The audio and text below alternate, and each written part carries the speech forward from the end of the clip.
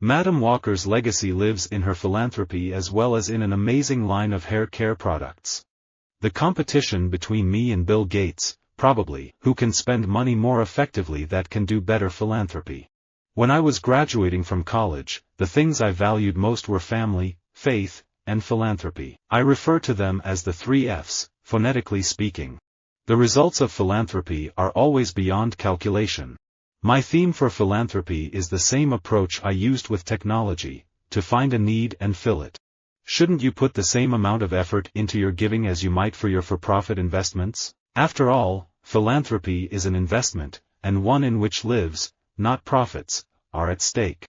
You cannot mandate philanthropy. It has to come from within, and when it does, it is deeply satisfying. Philanthropy is the thing that I am really excited about, and having success means I can do more. The worlds of art, philanthropy, and business are absolutely intertwined. I think people align themselves with my way of thinking when they're talking to me. They try to create new avenues for me to pursue, so if you want to be a doctor and you have interest in human rights and philanthropy and social equality of medicine and disease, why don't you think about being Surgeon General? Though easy to define, it is important to understand the significance of philanthropy. I believe it is really a state of mind, where one feels empowered and equipped to fill the huge gaps in the existing system. It is time for corporate America to become the third pillar of social change in our society, complementing the first 2 pillars of government and philanthropy. We need the entire private sector to begin committing itself not just to making profits, but to fulfilling higher and larger purposes by contributing to building a better world. I truly believe that philanthropy and commerce can work together. I always had the old school model that I'm going to work for as long as I'm relevant and focus on for-profit activities, and someday when I retire I'm going to learn about philanthropy. I have failed a lot in my philanthropy, where I will make philanthropic contributions and they just won't be effective. Philanthropy is often seen as society's risk capital. That means the onus is on philanthropists, non-profit leaders and social entrepreneurs to innovate. But philanthropic innovation is not just about creating something new. It also means applying new thinking to old problems, processes and systems. Philanthropy is my job. A world in which government is burdened by historic debt, philanthropy has limited resources, and the private sector is only interested in its own personal gain is simply unsustainable. For me, if I have done my duty, the continued approbation of Congress and the Marine Committee will make me rich indeed, and far more than reward me for a life of service devoted from principles of philanthropy, to support the dignity of human nature. Philanthropy can have a very strong selfish component. The sustaining fantasy of Nolan's Batman films, which does chime uncomfortably with Romney, is that the excesses of finance capital can be curbed by a combination of philanthropy, off-the-books violence and symbolism. Philanthropy is all about sharing. If there's an opportunity to collaborate, we will. Collaborating just for finance is pointless. It has to be like a business collaboration. The New World Economic Order is not an exercise in philanthropy, but in enlightened self-interest for everyone concerned. My grandfather, along with Carnegie, was a pioneer in philanthropy, which my father then practiced on a very large scale. In my experience, the more successful an idea is, the easier it is to fund it. In philanthropy, it's almost harder. Northern white people love the Negro in a sort of abstract way, as a race. Through a sense of justice, charity, and philanthropy, they will liberally assist in his elevation.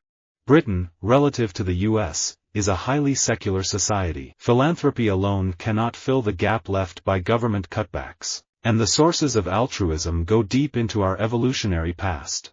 My role at Lockheed Martin puts me in contact with extraordinary leaders in many fields, from science and engineering to philanthropy and government. And since we also work closely with our nation's armed forces, we tend to reflect a lot on leadership and how we can inspire successful teamwork, cooperation, and partnerships. In philanthropy, you have to take the attitude of a mother. You have to be patient, and we have been very patient for a long time. I want to create the largest ever participatory art project and highlight the concept of shadow philanthropy, where people help others create work without taking credit for it. Through this we can really change the world. My philanthropy is no relation to anybody else's. None. My philanthropy and what we do at the foundation speaks for itself and has no relation to anyone's. I'll get involved in philanthropy. In business, the market gives you feedback in real time. Your sales figures tell you what's working, what isn't, and how you need to change. If you don't listen to the feedback, you go belly up. In philanthropy, there is no market. Music and philanthropy have a long, benevolent relationship with one another. Record bins are rife with charity singles, and concert history is filled with benefit shows for every imaginable cause. Musicians like to give back. People who put money in the church basket and people who go to church and pay the pastor, that isn't real philanthropy, that's just like you belong to a country club. You pay your dues to belong to that church, so you pay your tithing or whatever it is. Family, fashion, philanthropy are our core pillars. Effective philanthropy requires a lot of time and creativity, the same kind of focus and skills that building a business requires. What role can such philanthropy play in a society like ours? For one, philanthropic capital can go where markets will not go and where states often cannot go. Philanthropy is involved with basic innovations that transform society, not simply maintaining the status quo or filling basic social needs that were formerly the province of the public sector. I'm driven by my passion, my family, my philanthropy, and the New England Patriots winning. That's my life. Never respect men merely for their riches, but rather for their philanthropy. We do not value the sun for its height, but for its use. As Chief Business Affairs and Legal Officer, I am responsible for driving Airbnb's engagement strategy in civic partnership efforts as well as overseeing the company's global public policy, community mobilization, legal, communications, compliance, social initiatives, and philanthropy efforts. There are 3 lessons in philanthropy. 1. Involve the family, especially the spouse. She can be a remarkable driver of your initiative. 2. You need to build an institution, and you need to scale it up. Choose a leader for philanthropy whom you trust. 3. Philanthropy needs patience, tenacity, and time. Philanthropy is not about giving money but about solving problems. While well-meaning, the idea of writing a check and calling it philanthropy is extremely short-sighted and unfortunately, extremely pervasive.